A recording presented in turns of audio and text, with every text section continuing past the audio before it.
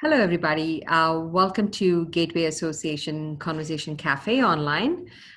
This is part of the online series, Not Eligible for PDD, Now What? With that said, today's resource that's getting highlighted for folks is 211. So you'll get to hear about what is 211, how to access it. Is it just about information or is it about even trying to help people when there are no resources available? So anyway, we have Parker and Miriam from CMHA who are going to be sharing a PowerPoint and talking about all the ways in which 211 can support Albertans. Take it away, Miriam. Awesome. Thank you so much, Sahana. All right, so we are just going to start off with a land acknowledgement. We do, of course, want to take a moment to acknowledge that we are located on Treaty 6 territory here in Edmonton. That is a traditional gathering place for a variety of Indigenous folks, including the Cree, Blackfoot, Métis, Nakota Sioux, Iroquois, Dene, Ojibwe, Saulteaux, Inuit, and many others whose histories, languages, and cultures continue to influence us today. We also recognize that as settlers, we have benefited from years of colonialism, and that continues to impact the Indigenous people of this land. And by acknowledging this, we hope to move forward in reconciliation and honor the people who have suffered as a result of colonization. Thank you. So we wanted to talk a little bit about who we were, of course. My name is Parker. My pronouns are he and him or they and them. I have a degree in child and youth care from McEwen. And so I've spent a lot of my career working with children, youth, and families in the community. I started working for CMHA in December of 2019, and I absolutely love it at CMHA. 211 is one of the best jobs that I've ever had. And one of the things that I really enjoy about my job is when people call us and they start their story with like a lot of hopelessness and not feeling like they have a direction. And then by the end of the call, they've expressed that something that we've been able to provide them with has given them a little bit of hope. So that's something that I really enjoy about working for CMHA. My name's Miriam. My pronouns are she and her. My background is actually, I have an undergrad in immunology, but through volunteering and taking extra courses and training, I've moved more into crisis de-escalation and info and referral. I've been with 211 since February 2018, and I really appreciate the opportunity to use what I've learned about information and referral to really assist our callers in any way possible that can sort of help them out.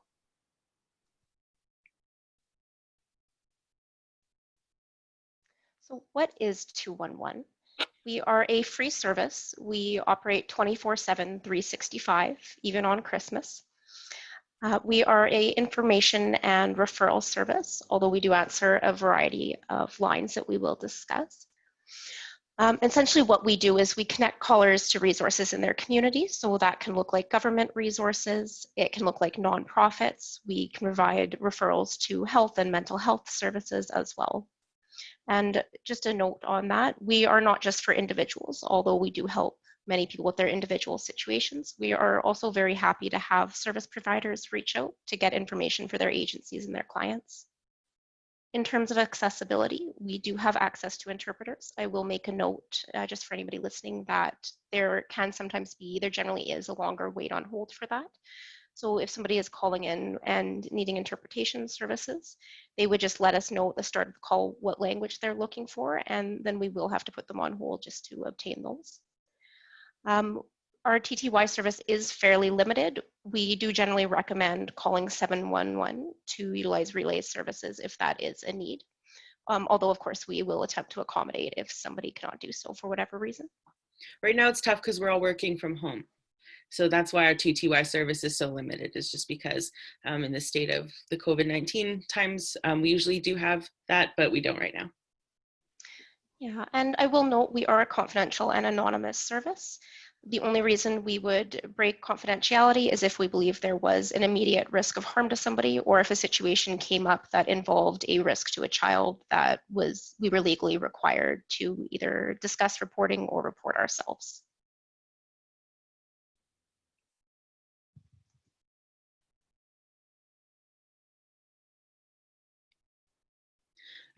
Some folks actually don't know this, that there's a wide variety of 111 numbers. There's actually 9 of them.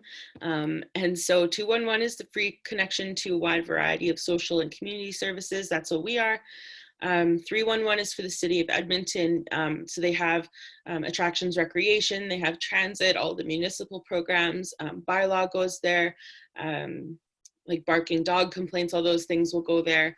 411 is directory assistance. So they'll have like private listings. And then 511 is for road conditions. 611 will be your cell phone company. Some is star 611, but some is just 611. I'm not sure which ones. And 711 is, like we mentioned, the telephone relay service for people who are deaf or hard of hearing. And then 811 is for HealthLink to speak to a registered nurse. And of course, 911 is for police, fire, and ambulance. Okay, so we're just going to give you a run through of what's going to happen when you call 211. Just dial this service. No area code is needed. You just put in the 3 digits. You'll come to our phone tree, which gives you an automated message letting you know you've reached us and letting you know the call may be monitored or recorded for quality assurance. We have 3 different options. For information referrals, so that's going to be if you're looking for information on programs in the community. Basically, as discussed before, you can press option 1. For the seniors information phone line, that is a separate line we have to indicate to seniors that we are comfortable and available helping them reach out to senior specific resources. You can press 2. And for the crisis diversion team, which we'll discuss in a little more detail shortly, you would press 3. Depending on our call volumes, there may be a brief hold. If they are higher than usual, you will be given the option to leave a callback number and we will get back to you as soon as possible. We'll all answer the phone pretty much the same. Hello, you've reached 211. This is Miriam speaking. How can I help you? At that point, you'll get the opportunity to share your story and we'll guide you and ask questions to connect you to the best resources possible.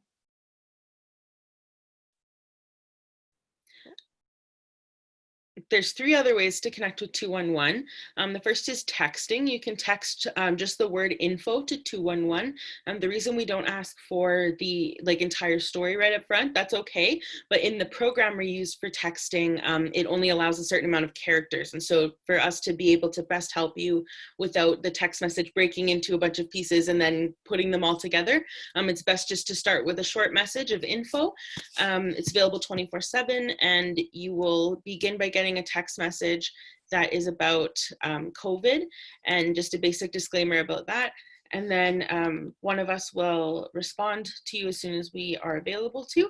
There's people who are monitoring texting all throughout the day. And please continue to text with us, because if you leave your phone, like how we would normally text somebody and just kind of leave your phone and come back to it later, we may not have been able to help because we might have to ask more questions. And if the chat or the text is staying open for too long, we do have to end it so that we can respond to other text messages in the queue. We can also chat with folks by going to ab.211.ca, and there should be a chat option in the top there. That's also available 24/7, and the resource specialists from Edmonton and from Calgary respond to chats. So at certain times of day it's Edmonton, certain times of day it's Calgary, but we all share the same database because 211 is answering for the whole province. So Edmonton answers for Red Deer and North, and Calgary will answer for South, and so we all have the same database to go through. You'll be placed with one of us as soon as we are available, but otherwise you'll wait in a queue. And then, yeah, you'll see a short disclaimer when it opens, and then we will greet you and begin the chat. The last way is through email. So you can you can email us at info@211edmonton.ca. That's also available 24/7. We've always got somebody watching the emails. And it shouldn't take long for us to get back to you. Sometimes it takes a little bit longer than it would on a call because we have more time to look through the database and really weed out what you're needing. And the more information in that initial email that you can give us, the faster we're going to be able to help. Because if we have to go back and forth a lot, then it's not bad. It's not something we don't like. It's just that the more info we have, the more accurate resources we'll eventually be able to give you. And yeah, so we'll find the appropriate referrals and we'll include them in our response, or we'll just respond and ask more questions to be able to find those. Okay, so we've covered this a little bit, but I will just take you briefly through what a 211 call looks like from start to finish. So the first part you will call, will answer as discussed, and we will just have a moment where we, build rapport, start the conversation off. We do care that people feel comfortable with us and that they feel safe for our service, and it is important to us to understand that people, need to know they're in a confidential environment and safe environment. We'll start off by asking for the story, asking what's been, led the individual to call, and we'll do our best to ask questions and assess the needs of the caller. There are some situations where we will assess if there are any risks going on. So this isn't something we will inquire about out of the blue, but if a caller says something that indicates there may be a safety concern, so for example, if they're saying something to indicate there may be some sort of domestic violence going on, we will ask further questions about that just to check into the caller's safety and see what we can do to help them remain safe and connect to resources. I do want to note the caller is not in any way required to answer these questions. They're able to decline at any time, and we are still perfectly happy to continue with the call at all times. They are empowered to decide what they do or do not tell us. The only question we absolutely need an answer to is the individual currently safe right at this moment while we're talking? But otherwise, they are welcome to let us know they're not able to discuss any situation. Then we'll move on to providing what support in terms of information on programs and services, referrals to certain programs that we are able to do. We'll generally put somebody on hold for, we'll check in at 3 minutes if it's going to take longer than that. But generally you can expect a 2 or 3 minute hold while your resource specialist looks into the database. Once we've come back and let the individual know about what resources are available, we'll see if those resources are acceptable to meet their needs. If not, we can try to ask more questions and see if we can find something else. If a resource does not exist to meet the stated need, then we would move more into advocacy and problem solving, which we'll discuss a little bit later in the presentation, what exactly that looks like. Another point to note is that we do offer follow-up. So this is not required, but we are able to follow up with callers generally in approximately a week or two, just to check in on their situation and make sure the resources that we gave were appropriate for them, and also see if they might need any other services. We also at this time will do a quick quality assurance survey if the individual has time for that.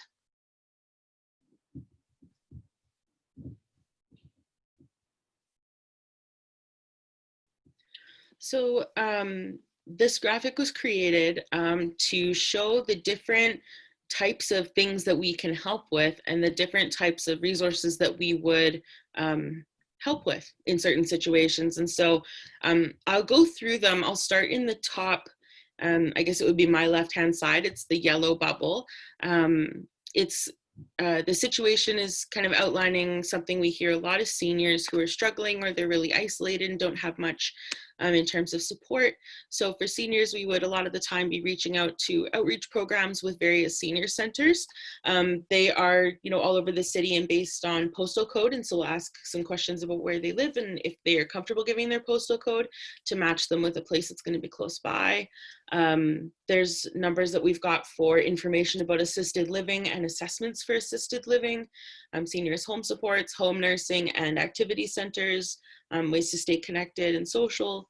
On the top there, the green one, that is outlining food insecurity. And so we have listings for daily community meals in the community, any community food banks and city-run food banks, lower cost grocery resources, and community bread runs throughout the day and the week, I guess. And then the purple button there, sorry, I'm just trying to move all of the faces on the screen so that I can see what I'm reading here.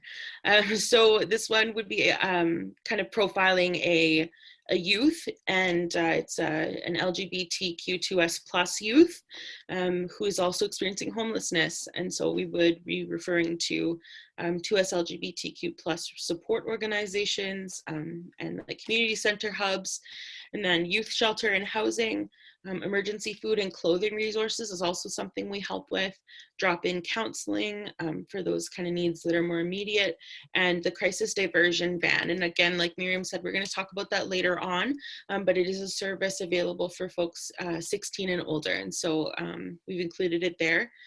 And then the orange bubbles there is mental health and addictions. So we have crisis lines, referral hubs, residential treatment programs, therapy and support groups, harm reduction supplies and how to access them, as well as supervised consumption sites, and also detoxification programs.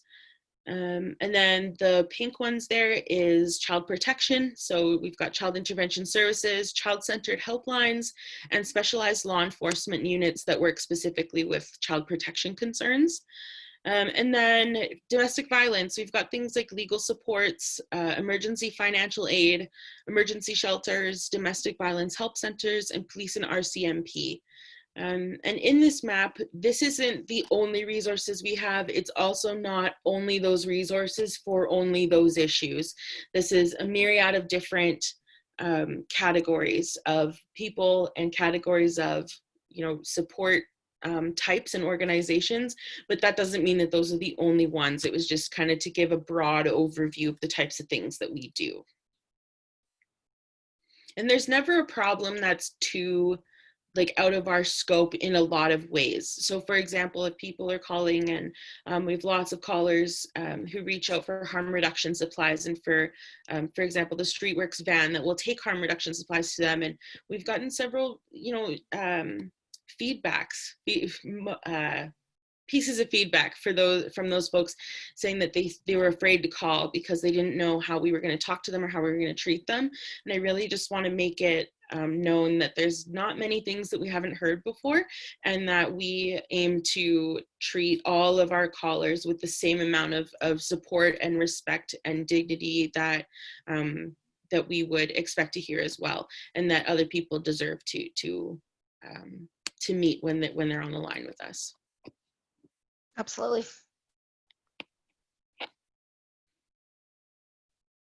Okay, I'll tell you a little bit about our 24/7 crisis diversion team. So the crisis diversion teams are a partnership between various services in the city, including but not limited to Reach Edmonton, Boyle Street Community Services, the Hope Mission, and Canadian Mental Health Association under 211. So essentially, these are teams who are able to respond to individuals in the community who are in some form of non-emergency distress and may require transportation.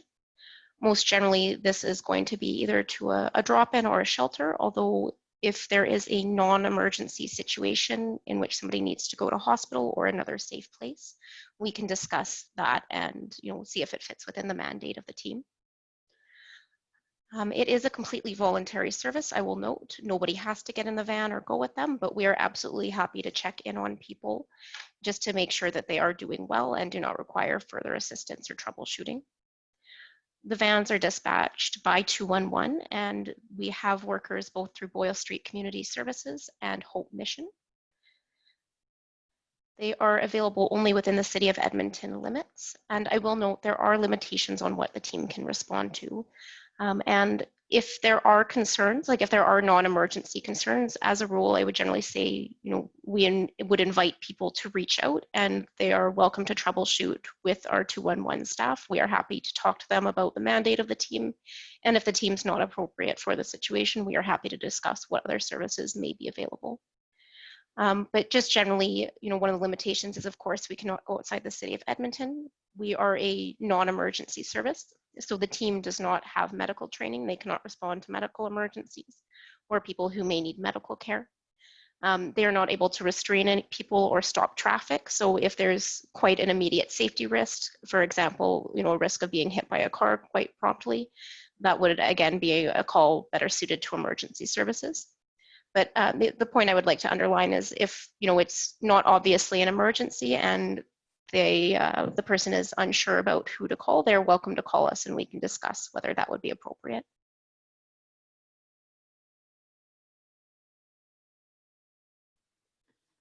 So when you call 211 and you press option 3, you will get through to the crisis diversion dispatch line, and we'll greet you very similarly to how we would greet you on 211. Hello, this is crisis diversion dispatch. My name is Parker. How can I help you?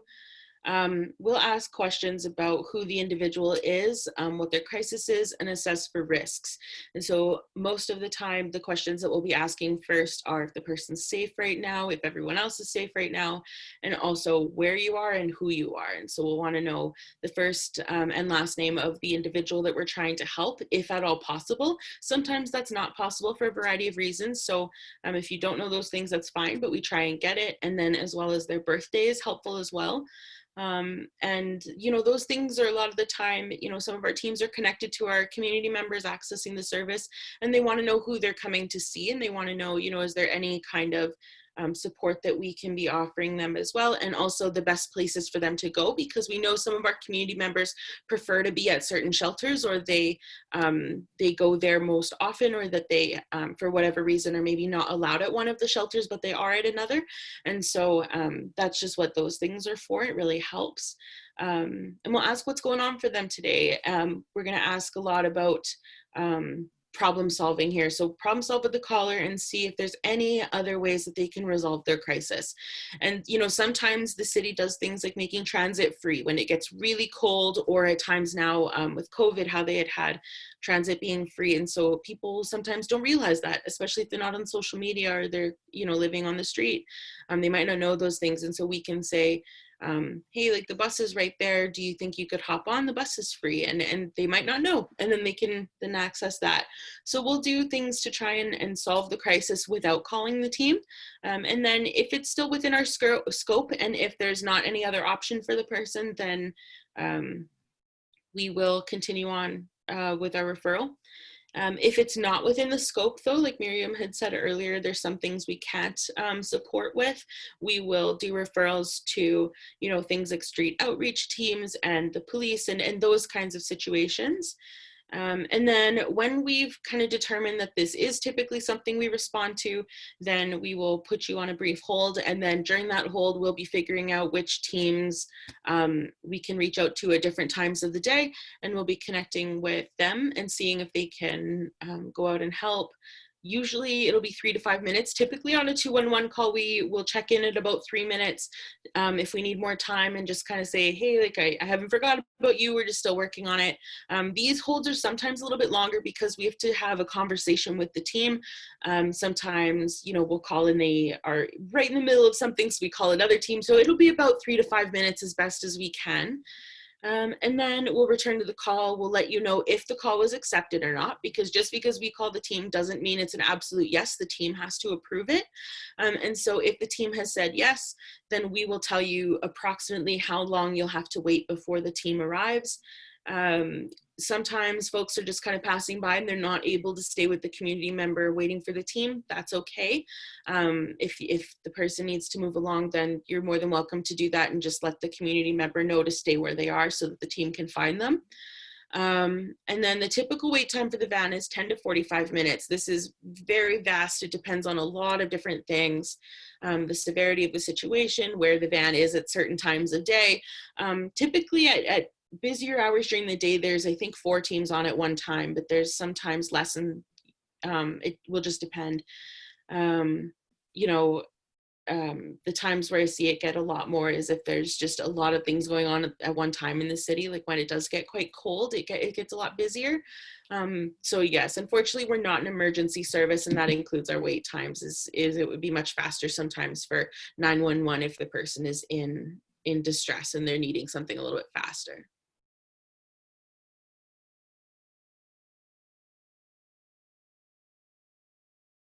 Okay, so now a little bit more onto the topic. What sort of resources can 211 help to find for people who are making a transition to adulthood, but without any PDD funding? So we'll go into a little more depth with these, but just briefly to look at the variety of resources, we can look into employment readiness and job search supports. If that's not ideal, we can take a look at volunteer positions for people.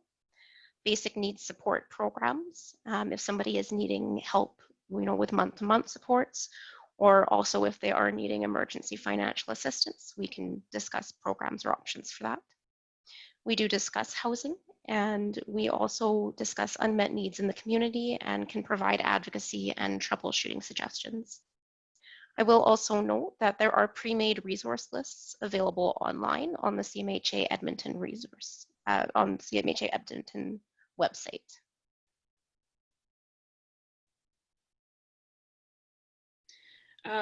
In terms of employment and volunteer supports, there's a variety of things available.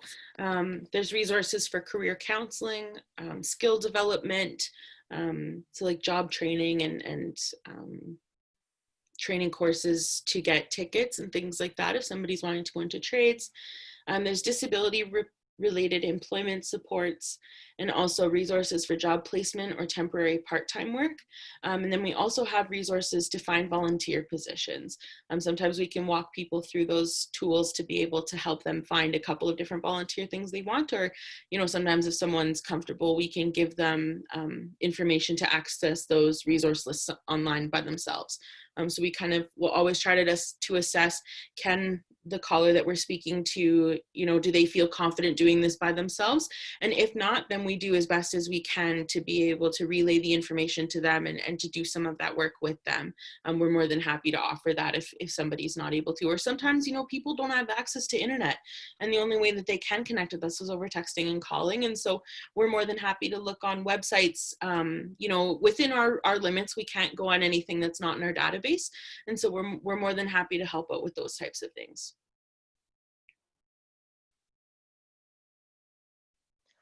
In terms of basic needs support, there's a few different ways we can support our callers. So one of these would be giving them basic information, like how to connect to Alberta Works to get on their programs, whether that's basic income support, barriers to full employment, or the AISH program.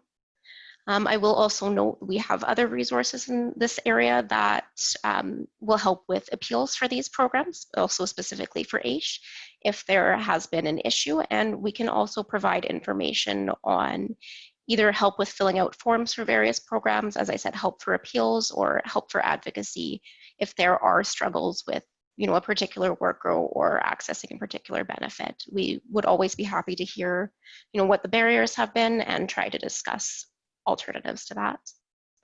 I will note we can also give information on the emergency needs allowance, which is a one-time benefit through the Alberta government. We can discuss, very basic eligibility for that and give more information on connecting to that.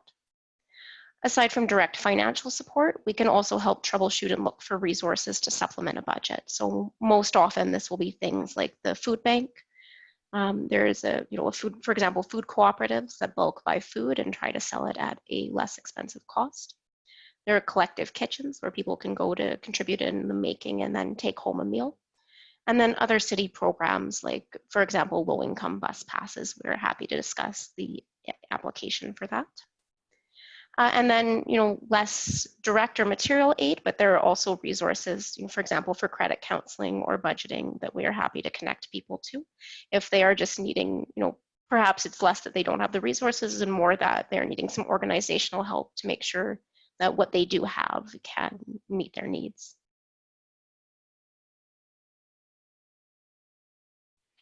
When it comes to housing, it is one of those needs in the city of Edmonton that is what we call an unmet need. We do track unmet needs for our statistics, and that information can be used in a variety of ways to try and meet those unmet needs differently in the community. So we keep track of all of it. We do have information for affordable housing agencies. Those will typically have longer wait lists, are run by nonprofits, and will need to organize their own funding with the person accessing it. And then there's a couple of different options for supported living for adults with disabilities run by nonprofit organizations. The funding is a concern as well. And then wait lists are probable, not guaranteed, but probable. Independent skills and community support for living independently, again, run by nonprofits, and there's a variation in the level of support and activities that will be available. if people are needing emergency housing, that's another one of the unmet needs here in Edmonton. It's not the same in other places, but in Edmonton, definitely there's not really options for emergency housing and things like that. But we all the time will do our best on the phone to try and figure out what else could we do if there's not, the ideal resource. What's the other ones that can kind of help us to get somewhere in the situation. And yeah, like I said, we keep track of it, and that's for good reason. And we're trying to be able to influence the individuals who would need to provide funding for those unmet need programs that we're looking for.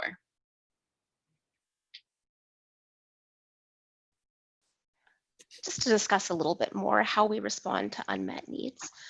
So unfortunately, we definitely do come across situations where people are phoning in, and unfortunately, they're looking for a resource that either doesn't exist or has certain eligibility criteria, or is set up in some way that it is not exactly what the individual needs.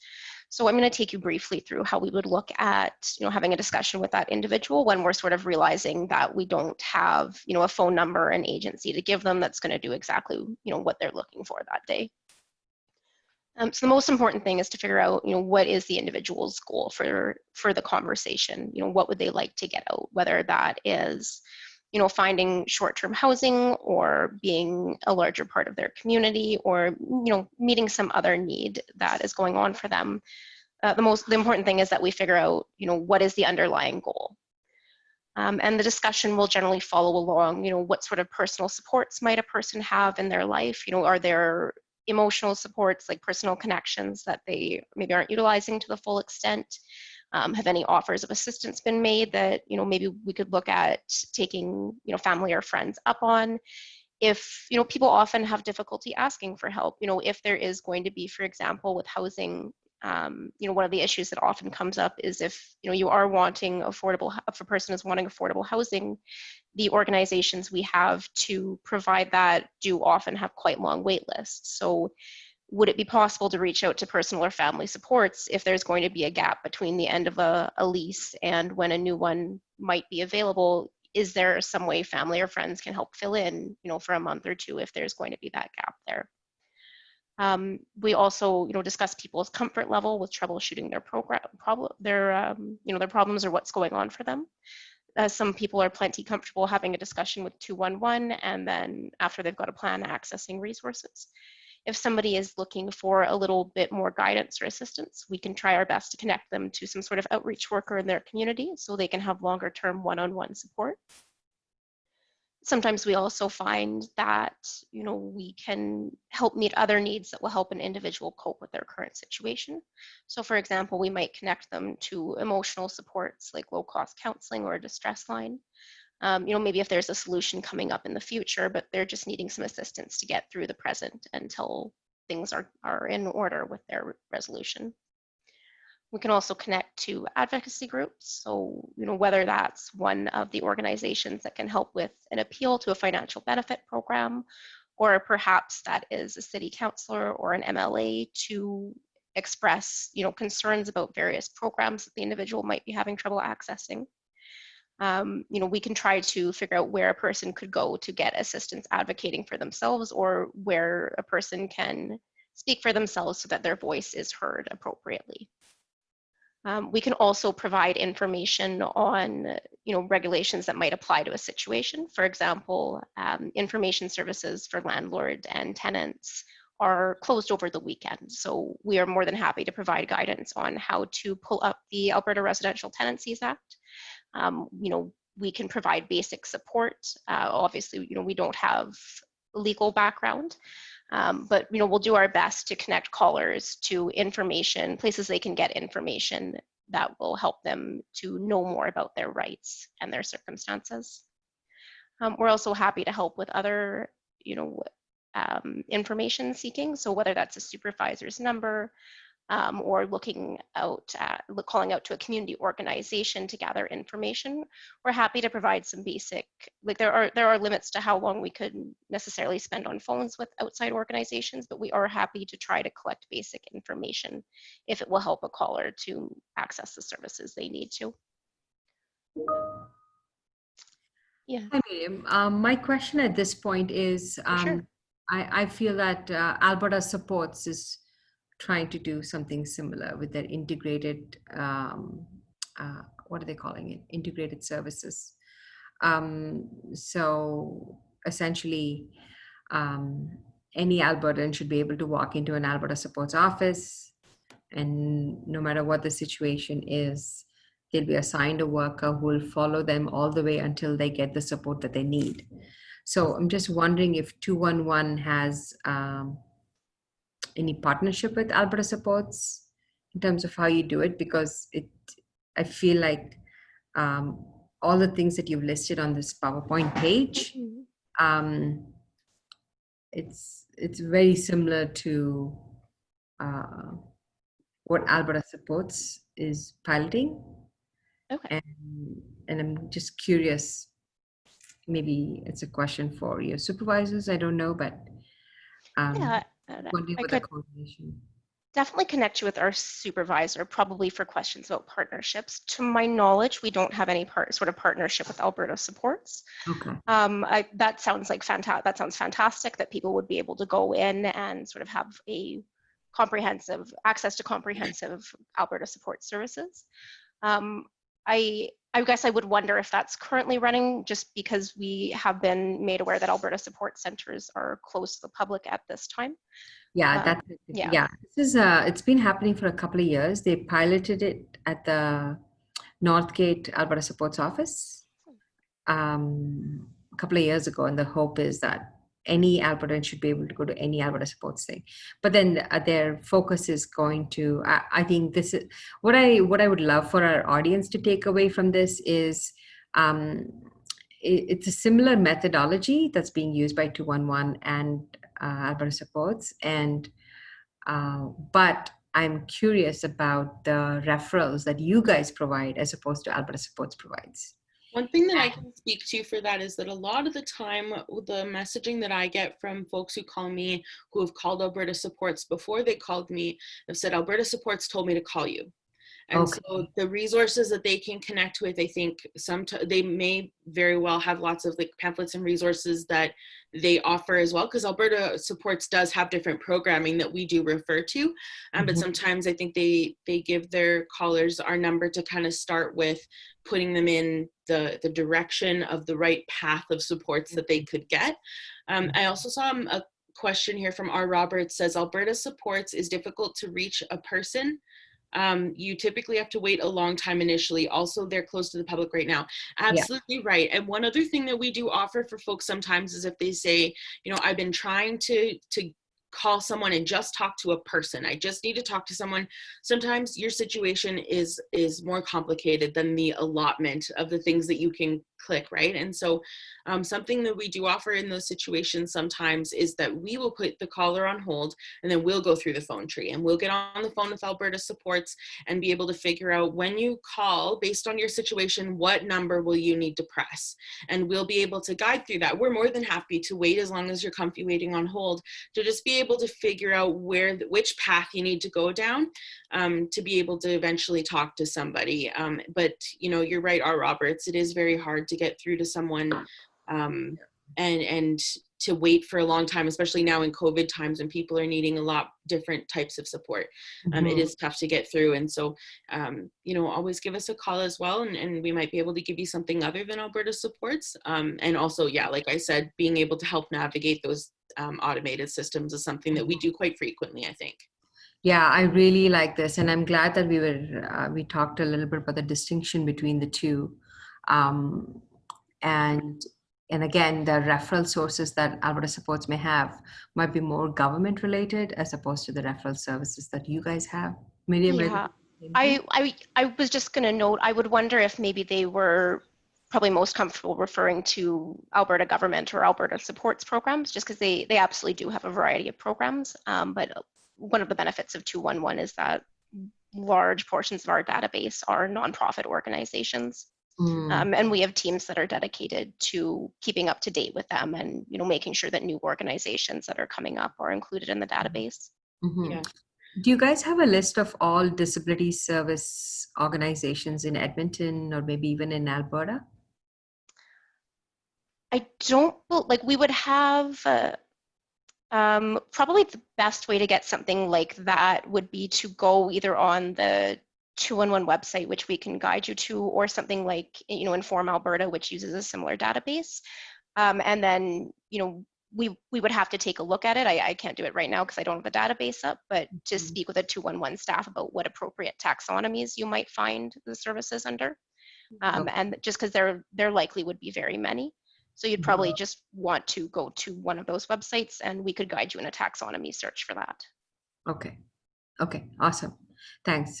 Because that's another thing. A lot of the times, first of all, we wanted to bring in 211 on this conversation because, you know, sometimes it's about a quick answer, right? That caregivers might need. And but a lot of the times, I don't think the public knows that 211, anyone outside of disability world actually knows what unmet needs are. That's a phrase that's very privy to only certain groups of people. And so knowing that you guys, it's not just a referral service, that you actually kind of go a little deeper and you acknowledge the fact that there are unmet needs. You acknowledge that maybe there are no services for certain groups in Edmonton. I think that's really important. Anyway, please carry on. Well, a lot of the time, if the answer is we don't have any resource that will help with this, our next question will be, can I help you find your MLA? And we have the ability to go on the MLA lookup. All we need is your postal code, and we can give you usually the constituency office and the legislature office. We can find all those people, and just to kind of let your MLA know that these things are impacting you, and ask what the government's willing to do to help in situations where it's impacting you and the people that you care about. Do you guys, refer people to campaigns? Like if there's a campaign happening on, I don't know, raising dollars for... Okay, so generally to be included in our, there are eligibility criteria for inclusion in our database and for what we can refer to. So if the campaign is being run by an organization that meets our criteria, we may be able to find information on that. More likely, we would probably be discussing ways for the individual to look through social media or look through internet or rely on their personal resources to find out about campaigns like that. Okay. I did just want to say, I do really appreciate that you brought up that, we do more than just simply give out referrals, because generally the staff are very happy to, we enjoy finding information for people. We enjoy finding ways for people to navigate the system that where maybe they've had difficulty. And, we certainly generally appreciate the opportunity to help somebody troubleshoot a tricky situation. We enjoy it so much so that in some ways in our personal lives, it has turned into a hobby, where we're able to, we've got this, it's hard to know how to navigate a system if you haven't done it before. And so, people will call us for the first time saying, hey, I think I need a counselor. I don't even know where to start. And getting started in a system is tough because it's not a perfect system. And a lot of the time they're not like even half as good as we hoped that they would be. And so for us to be able to take all the knowledge that we get from the database, but also from each other, one thing that we miss out on in this work from home environment is the ability to turn the desk around and say, did you ever hear it? And we can share things like that with each other and experiences that we've had. And so, the other thing that's kind of neat about 211 is that you do talk to a different person every time you call, most of the time. And so if you call and you don't get what you need, just because the one person didn't give it to you doesn't mean it doesn't necessarily exist. It might be true it doesn't exist and we've looked and all those things, but sometimes there's somebody on the team who just has another idea in their pocket that someone else might not have thought of.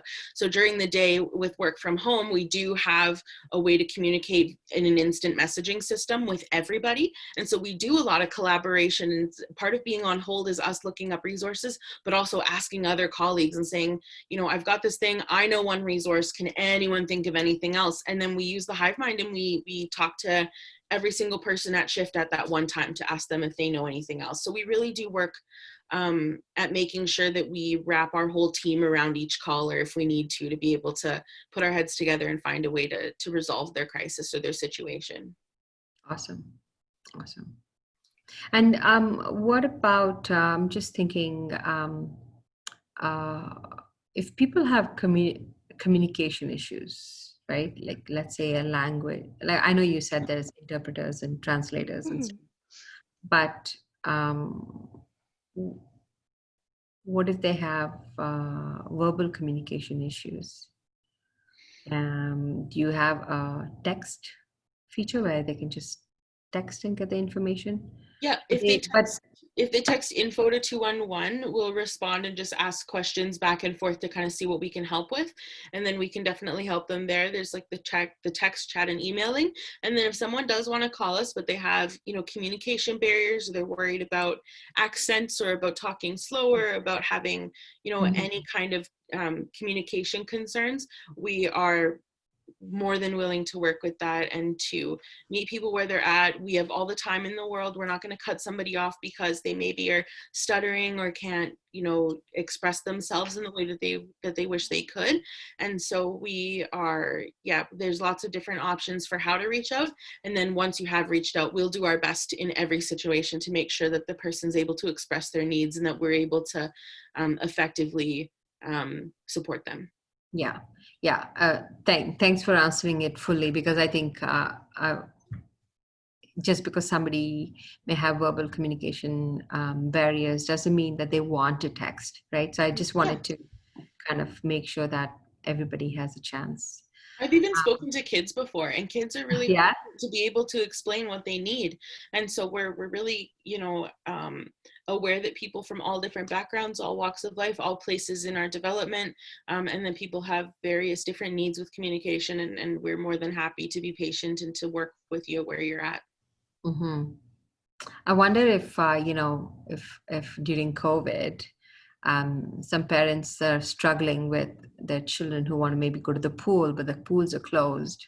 Mm-hmm. I wonder if parents are thinking, wait, let me get them to call 211. We're going to confirm the message, and maybe you guys can help with some parenting during COVID. Sure, we're happy to tell. I mean, we're happy to explain reopening regulations to kids. I'd be happy to do that. Yeah. Playing Taken that. through the government of Alberta reopening strategy. Yeah. We do have Why not? resources too. Like if somebody's calling and saying, I'm really stressed, my kids are wanting to go to the pool, I'm telling them the pool's closed, we can tell them to call 311 to get specific pool information. And then we can say, it sounds like you're really having a hard time. Maybe we need to connect you with this parenting class that's still running online. Or, have you thought about looking in a social group? Or have you, tried X, Y, and Z? Do you need some walk-in counseling? Because walk-in counseling organizations are still operating over the phone.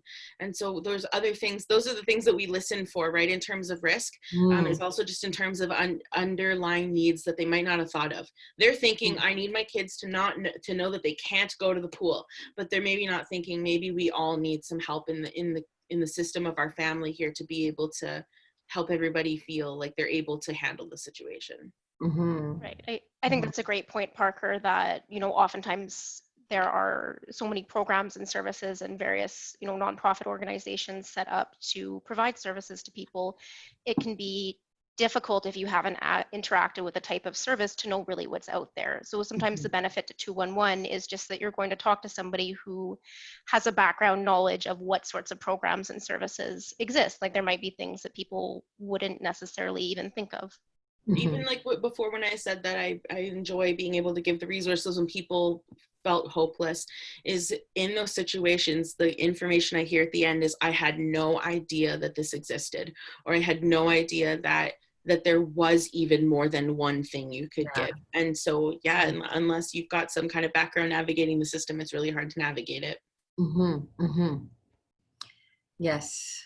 So, I mean, I honestly have learned a lot at today's presentation, and 211 has come a long way, right? I think that's the other thing too, is like it's evolving so much, and people's idea of 211 may be the random call they made 8 years ago, maybe, but Yes. it changed. So are we at the end I of the think presentation? that, yeah, I think that does Okay. wrap up our presentation. Were there Okay. any other questions or anything else anyone noted? Nothing that has come up on chat other than the one by Roberts. I would say that um, first of all, I think this is the fact that you acknowledge unmet needs is huge, and I think um, while that's not comforting for people, Yeah. um, the acknowledgement goes a long way. So that's definitely something I want to reiterate. And the fact that you guys have a process for what to do if there are unmet needs, right? Which again is huge. It's huge. It's the advocacy that's built into your referral source intention, and I think that is huge. So yeah, thank you both, and I will end the recording now. Thanks so much. We can finish it off at the end.